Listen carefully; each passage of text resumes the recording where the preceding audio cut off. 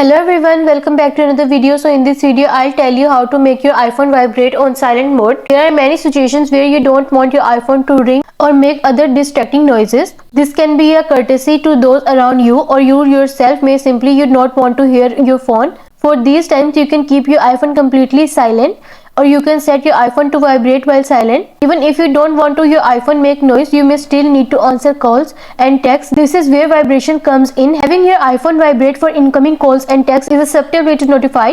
In this video we will go over the settings you can customize to get your iPhone to vibrate but not ring. But first, subscribe to my channel for more upcoming videos and hit the like button. So let's start the video without wasting any time. For this, first you can find the settings which control your iPhone's vibration by opening the settings app, and then scroll down and select sound and haptics option.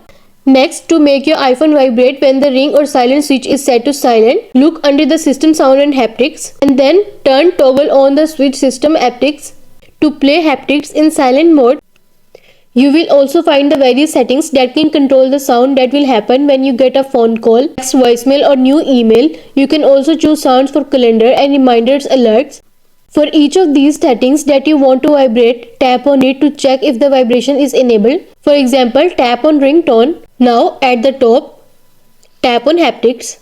If it says none next to vibration, you need to tap on it and choose a vibration pattern.